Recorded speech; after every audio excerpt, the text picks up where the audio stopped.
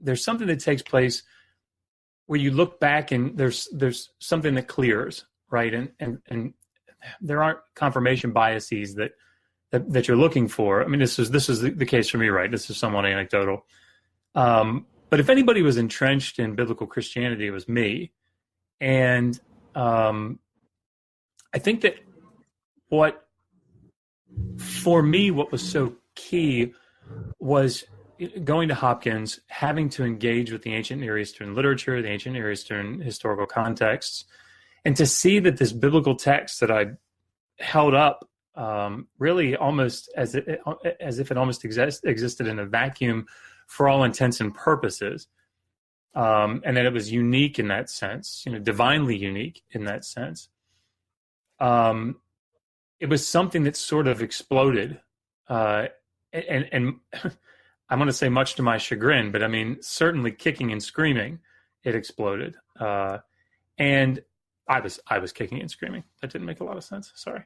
But I think now that I'm here in this, this YouTube community, and I'm seeing people debate these things and talk at length, and find what I consider to be plausible or possible explanations for difficult things, may not be the best way to go about this. And if we see particularly the Hebrew Bible, the Old Testament texts, and those texts that kind of came up in the period that maybe we don't consider all canonical, if we see those as the product of people wrestling with and interacting with the divine in their culture, that really frees us up, I think, to see what is it that if there is a God, one God, or an actual God that is behind this text or these texts, what is the basic thread? What is the principle? What are the principles that we can see that sort of run through these texts?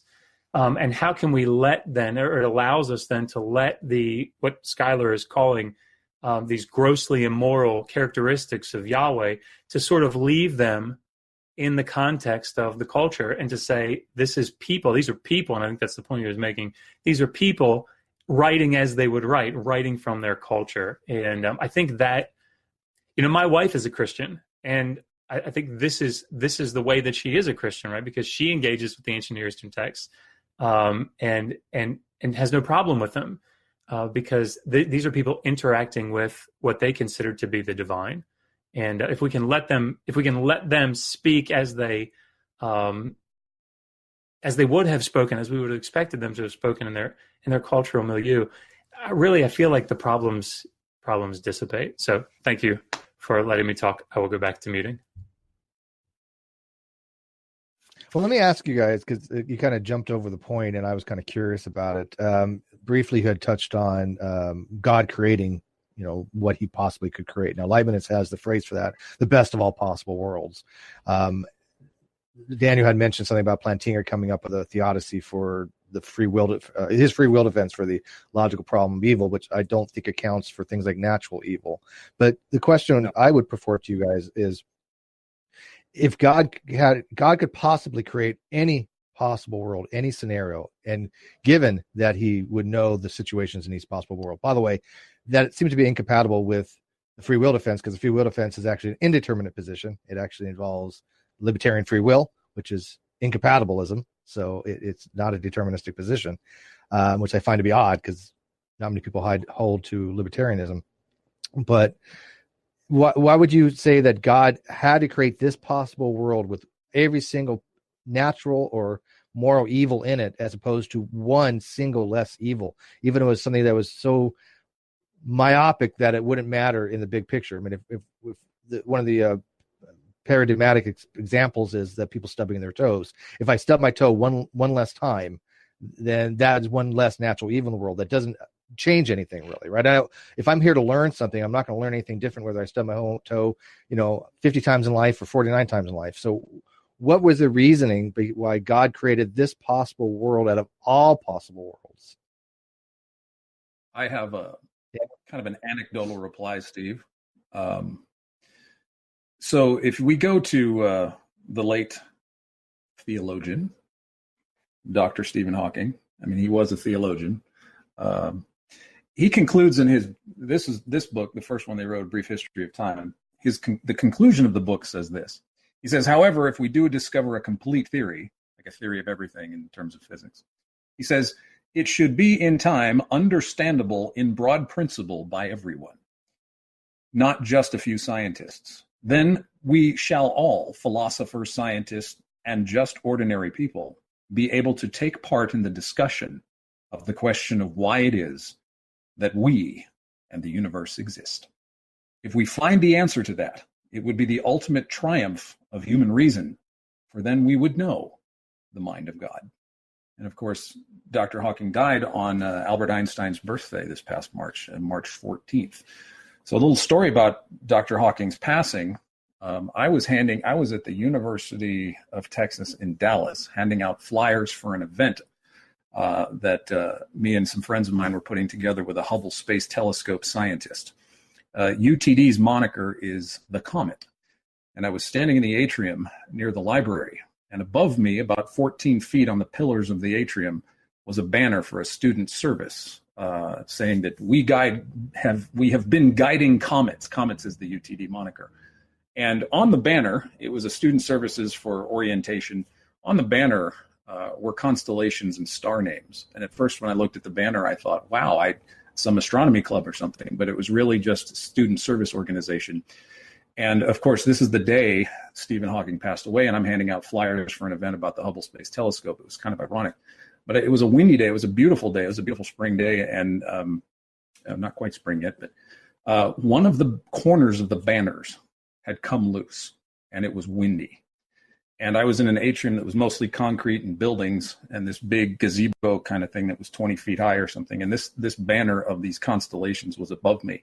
And every time the wind would come through the campus, the quad there, the banner would snap and crack and just really loud. And everybody that was in the quad would look up and see the banner, the sky cracking, the sound of the crack. And it gave me goosebumps. I know this is sort of an emotive argument. It's not really philosophical or theological or anything, but it gave me goosebumps because instantly, almost like an epiphany, it was like one pillar of the universe that has been around for 6 or 7 decades, who was defining the cosmos for the popular imagination, had now passed. And it seemed like the heavens were unfurling, and that Hawking was that one corner and torn from the fabric of the cosmos. I don't mean to say that disrespectfully to Stephen. In fact, at event, we toasted Dr. Hawking and his contribution to cosmology. So I'm not one of those that championed, yay, that Mr. Hawking was dead. But the analogy of that cracking canopy having the stars on it, I think, to me, was somewhat terrifying, to make sure that I'm exegeting the cosmos properly. Because at this point, I was working on the book, and I looked up at all the star names. It's very ancient names. Who knows where they come from? Babylon, Assyria, Arabia.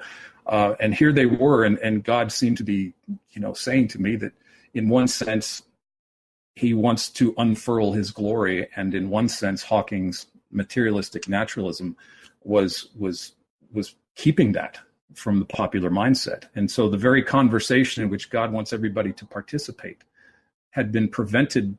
The people had been prevented from not becoming scientists and physicists and being intimidated by science and physicists and not, ironically, not being able to have a voice conversation. And the heavens were designed for everybody. I believe that. Everybody to enjoy, everybody to understand. And in one sense, though, I think that the world, getting back to your final question, Steve, that the world that God created, I love this line from John Donne: immensity cloistered in thy dear womb. And so the creator of the universe, he's expressing the idea of the creator of the universe in the womb of Mary, now leaves his well-beloved imprisonment, and there hath made himself to his intent, weak enough now into our world to come.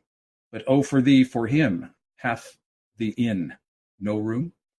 And so Jesus came one time in the weakness of an infant, but a second time he is going to unfurl the heavens and come back as the King of Kings and Lord of Lords. Seeing that banner crack over my head and hearing that sound and looking at those stars, Steve, even for me as a Christian who claims to know that what the glory of God is, was scary. That the universe is going to be rolled up like a scroll. Jesus will come back, and that's it. But he came down into this world at first as an infant in the weakness of human flesh and suffered. Why he set it up that way? Why this world? Why this possibility of all the perhaps possible contingencies or counterfactuals that exist? I don't know. Well, I have to apologize. I got some real quick. I have some people doing construction here, so let me keep this real brief so that I can eliminate the background noise. But I just want to address two things that he said real quick. One, Stephen Hawking was well familiar with Gödel's incompleteness theorem, which will basically say that if you take it as a whole, there is no possible theory of everything. So even Stephen Hawking realized that there is no one single theory that could describe all different things. Plus, he subscribed to a principle called model-dependent realism, which basically is a form of scientific instrumentalism. So he didn't really care so much if the theories actually exactly described reality, only that they worked. So he wasn't looking for a theory of everything. And also, in his own words, he was an atheist. I mean, he used God as some kind of metaphorical context, mostly like Spinoza's God or God of the philosophers. In his own words, he says, what I meant by we will know the mind of God is we will know everything that God would know if there was a God, which there isn't. I'm an atheist. So I just want to make sure we don't misrepresent Stephen Hawking, because he was an atheist. He didn't believe in any time. Yeah, I'm not using that. I assumed everybody knows that the context of that, what that context of that quote was. Well, I've read the history of time, so I'm familiar with it. It's been a long time ago, but there might be people that might have misconstrued what you said on that. Sure. But as far as possible, what's that? I'm sorry. I didn't mean to. I just assumed your audience would be familiar with what Stephen Hawking meant by God. That's all. But I would think that he still was interested in a theory of some unifying theory of quantum gravity. He was on the hunt for something that was much bigger than what we currently have, though. But a quantifying theory is not a theory of everything. There's no one possible theory that could describe all possible states. It's a logical inconsistency in a system such as you can never logically prove all axioms in every single logical structure. You have to use multiple ones. That's why they overlap, and this is not one possible theory of everything. But anyways, you guys maybe know where I'm going with the possible world things. Scott, if you want to take on that, because the background noise is going to get bad here in a second. We've got a water leak, and so they're basically ripping into the walls right now. I would just go back to, once again, like, if you want to look at the universe and cosmos and you want to think that there's some kind of creator behind it, that's absolutely fine. I think, but the bigger issue is when we're talking about, like, tonight's topic is, is the Bible holy or unholy, right? You look at another big example would be Satan in the Bible. This is someone who manipulates human beings, leads them away from God. And once again, let's remember what the goal is. The goal is for God to have a loving relationship with us, and he cares about us and likes us and wants nothing more than a relationship, right? In fact, according to Christianity, he sent his son to die on the cross for us and to go through that pain. But on the other hand, what does he do? He allows a being who doesn't have our best interest at heart, right in the very beginning in the garden. Now, it doesn't specifically list Satan. They do call it the serpent. But typical Christian ideology would say that is the devil, Satan. And what does he do? He leaves them with his creation. The very people who are sinless at this point that he cares about the most, and he allows a being who doesn't have their best interest at heart to wander around with them, right? And then he puts a tree that if they eat from it, they'll have knowledge of good and evil. And then, of course, there's a tree of life that he has to hide now because not only, they already, at that point, they had been tricked by the serpent.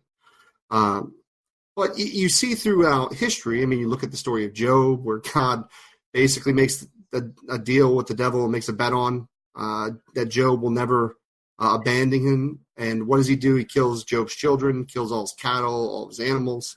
And weirdly enough, what happens at the end of the story, how does God reward him? He gives him a new wife, new children, and like abundance, basically. Like, that's such a, when you think about that, we wouldn't value that in human society. At this point, we wouldn't look at that and be like, okay, it's okay that you killed my wife, you killed my kids, you gave me boils, you made me suffer and have all these diseases. You let this being do this to me. You let him torture humans and lead them away from you, which is very, very strange since your goal is to have a relationship with him. but somehow